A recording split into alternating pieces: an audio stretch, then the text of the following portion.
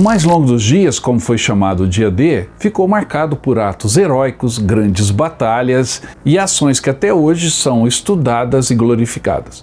No entanto, o dia D ficou marcado por uma catástrofe junto à população civil da França, que foi duramente atingida pelos bombardeiros aliados durante a preparação e o desenvolvimento de toda a campanha na Normandia. Esta história, pouco comentada, nós vamos mergulhar a fundo agora.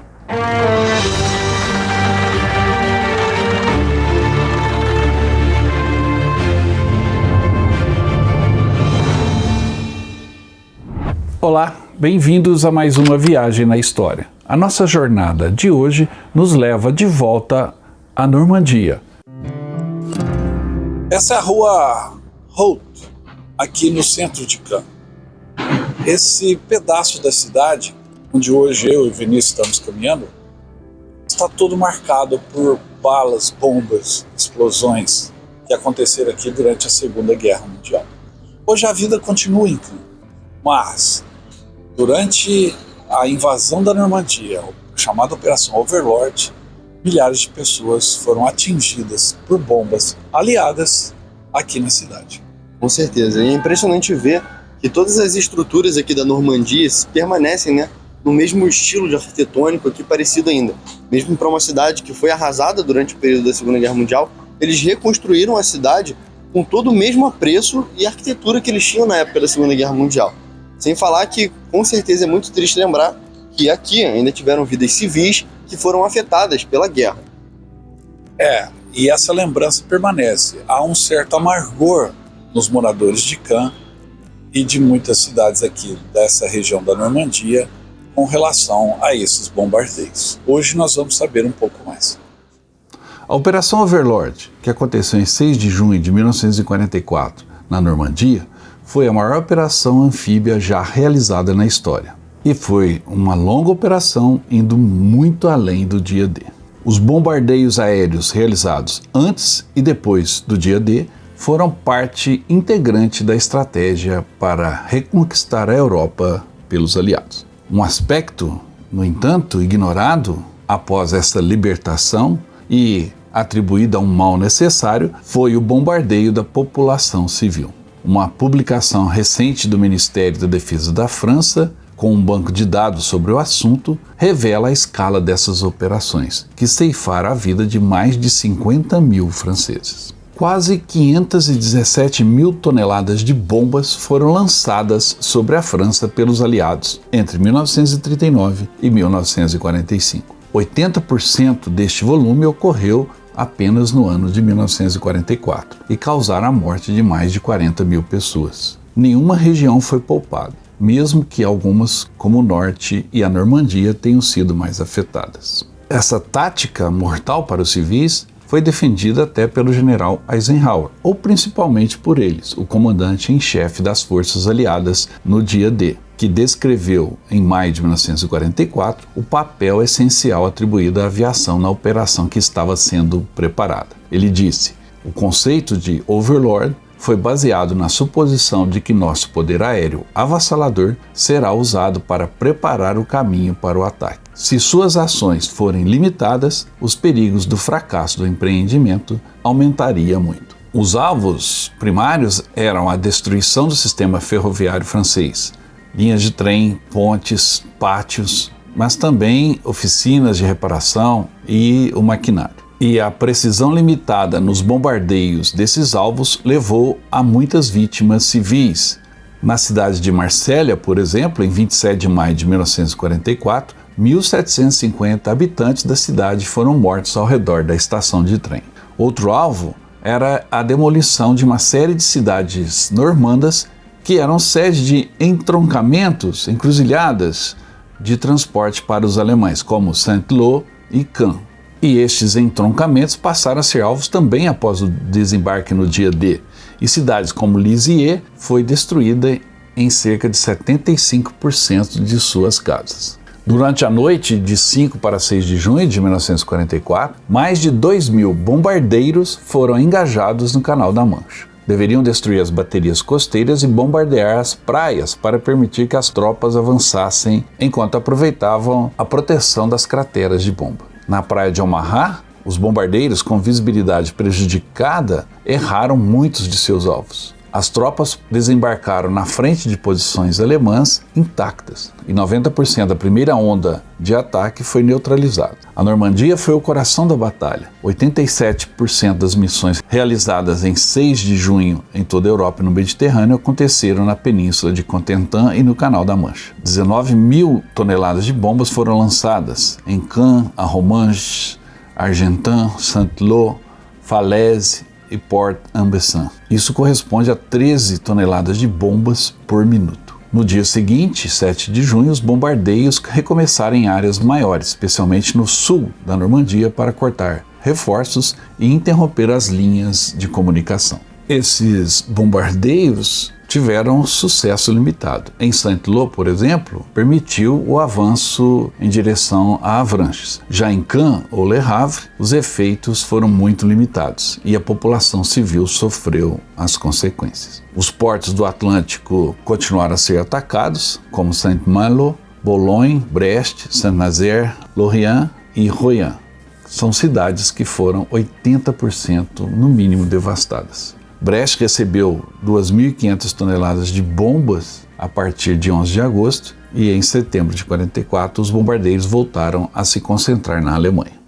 Em nossa visita à Normandia, que fazemos todos os anos com um grupo para conhecer os locais onde os fatos ocorreram, e você pode participar na nossa próxima jornada, entre em contato para garantir o seu lugar. Nessa jornada nós descobrimos na cidade de Falaise um museu dedicado às vítimas desses bombardeios. Essa é a cidade francesa de Falaise, na região da Normandia. Aqui em Falaise tem um centro de documentação e um museu sobre o que aconteceu com os civis da Normandia durante a Segunda Guerra Mundial. E hoje nós vamos visitar o museu e mostrar para vocês todas as tristes memórias do bombardeio que a Normandia sofreu e das milhares de pessoas que morreram, bombardeios aliados. Vamos lá ao museu.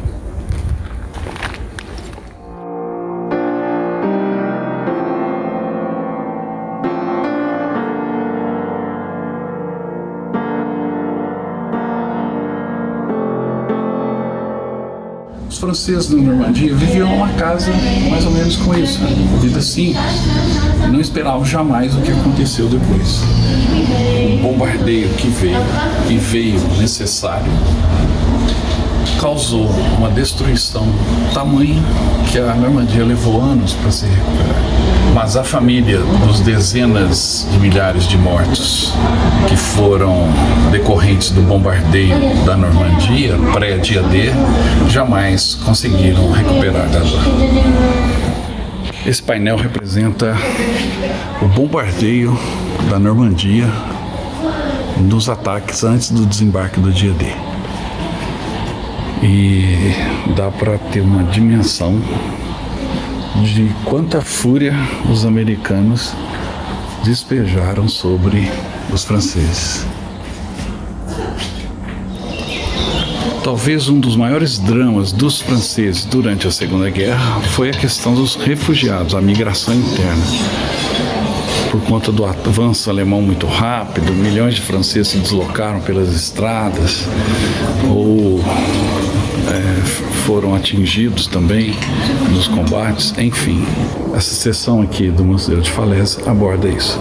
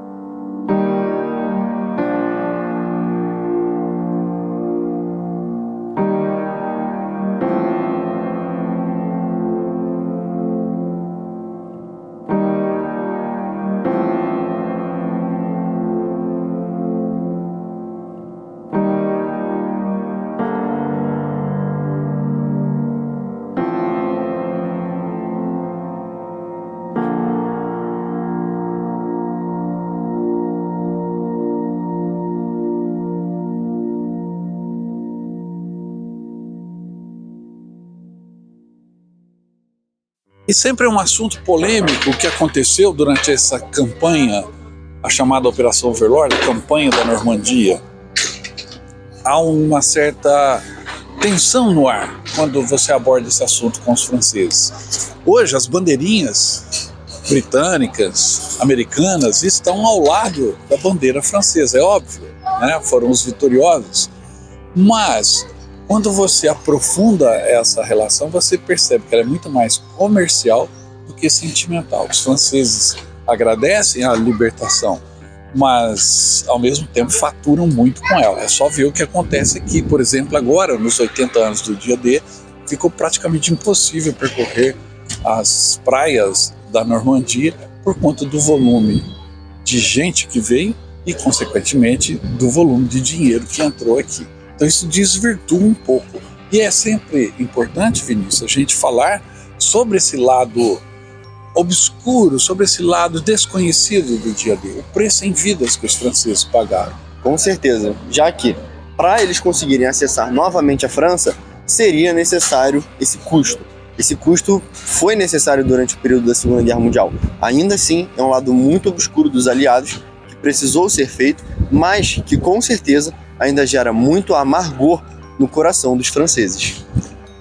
E às vezes a gente recebe, quando a gente toca nesse assunto, já falamos sobre isso aqui antes no canal, recebemos talvez até mensagens um pouco duras, dizendo queriam que os aviões britânicos jogassem o quê? Os aviões americanos jogassem flores nos franceses.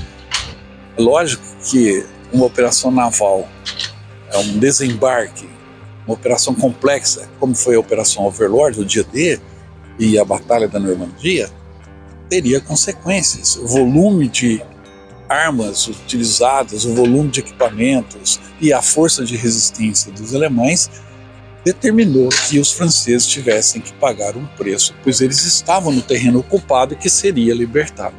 Mas não é só por conta disso que a gente vai fechar os olhos e não tocar neste assunto. Por isso que neste vídeo nós falamos sobre esse tema polêmico, amargo, que é o custo em vidas para os franceses do dia D.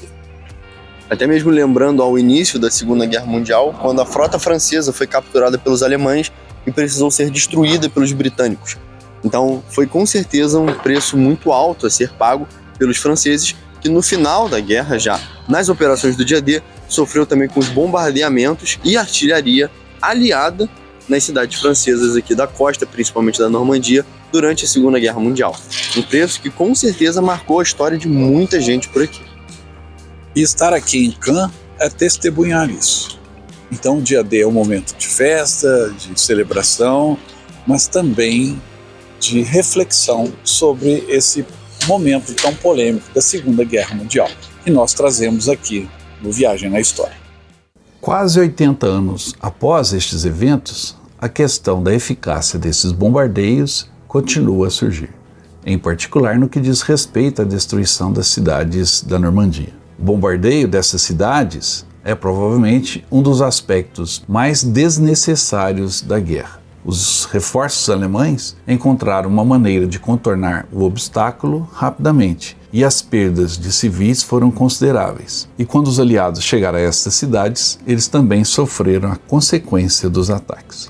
Hoje, sabemos que o objetivo de desacelerar o avanço alemão em direção à linha de frente na Normandia não foi totalmente alcançado. E 40 mil normandos perderam a vida durante esses bombardeios. Um sacrifício que por muito tempo permaneceu um tabu. Isso pode ser comprovado por uma análise tática do que aconteceu naquela época. As tropas americanas que deixaram a praia de Omaha no dia 14 de junho precisaram de mais de um mês para cruzar os 30 quilômetros que a separavam de Saint-Lô, que foi alcançada em 19 de julho. Enquanto, segundo previsões dos aliados, a cidade deveria ser alcançada 9 dias depois do dia D, ou seja, 15 de junho. Os reforços alemães vindos do interior, em particular a 3ª Divisão de Paraquedistas vindos da Bretanha e a Divisão Blindada Panzer-Lehr vinda de Le Mans, tiveram de fato a possibilidade. Conseguiram se opor efetivamente ao avanço americano neste setor,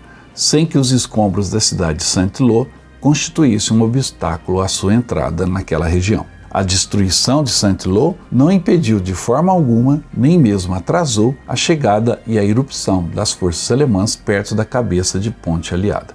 Relatórios alemães e depoimentos de oficiais após a guerra garantem que os escombros acumulados nos entroncamentos rodoviários não perturbaram significativamente o tráfego e o abastecimento da Wehrmacht. Pontes destruídas foram reconstruídas ou reparadas e já estavam sendo utilizadas pelas forças alemãs que tentavam o contra-ataque. E o pior é que os chefes dos bombardeiros na Grã-Bretanha sabiam disso antes da eclosão da Operação Overlord, porque estavam a par da análise dos resultados das operações aéreas realizadas em 1943 na Sicília ou na África. No entanto, milhares de civis ficaram presos entre as duas forças opostas.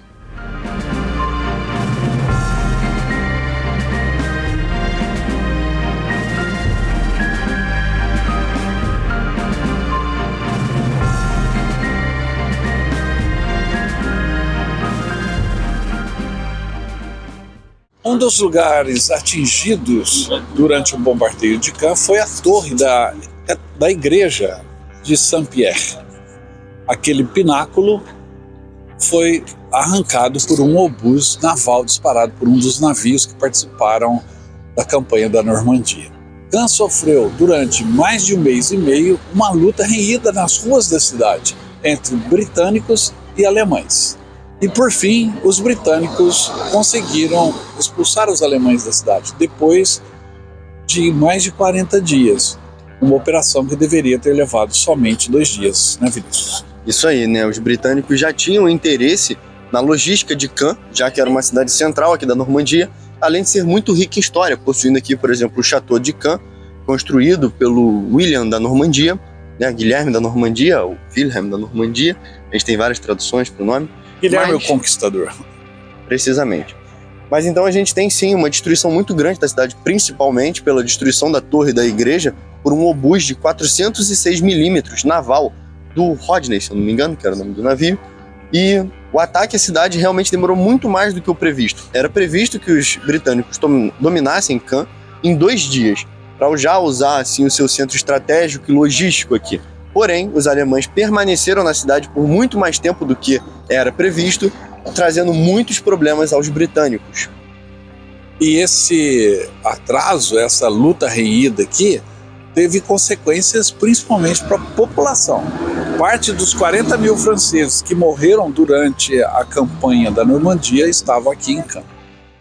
O alcance do bombardeio ainda pode ser medido nos depoimentos das pessoas que sobreviveram ou das pessoas que tiveram parentes atingidos em cidades como Caen. Vamos ouvir alguns desses depoimentos.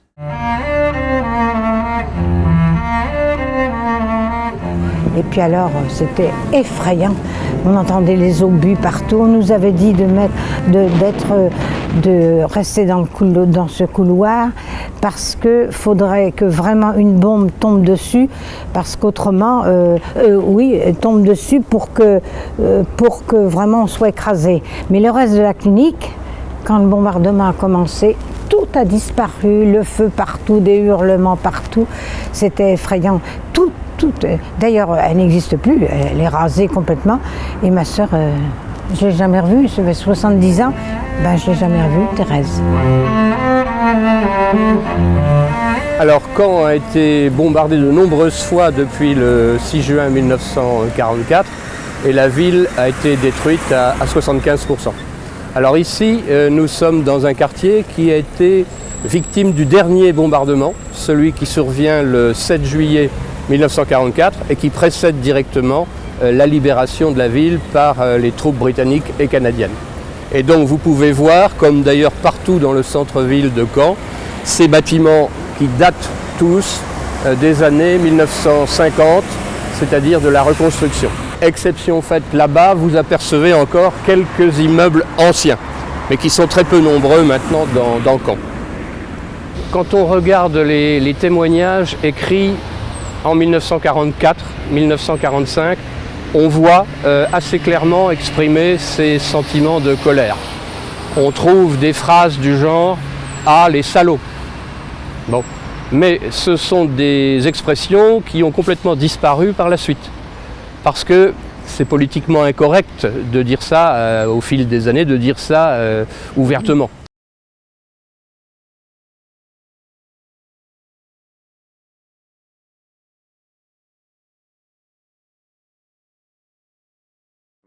Agora nós estamos no Memorial de Cannes, este belo museu que simboliza a muralha do Atlântico rompida.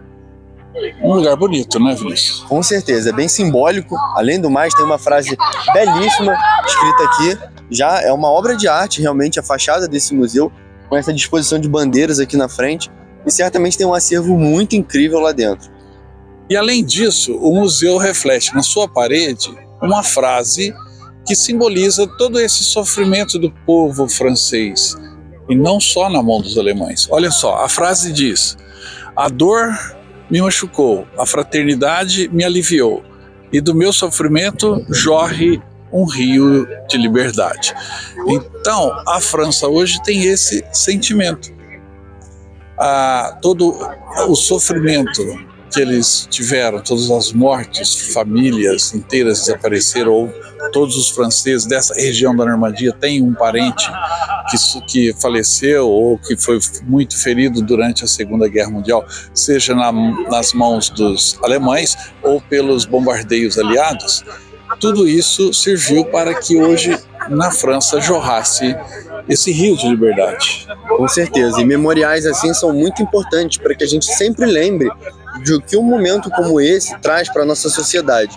Vidas civis, às vezes, que não tem nada a ver com conflito, podem sofrer, tanto na mão de seus inimigos, seus captores, quanto na mão de seus aliados, que para poder te libertar, às vezes tem que fazer ações com medidas nada seguras para você. E é simbólico que hoje, na porta do museu, você tenha a nova geração de jovens franceses praticando esporte livremente.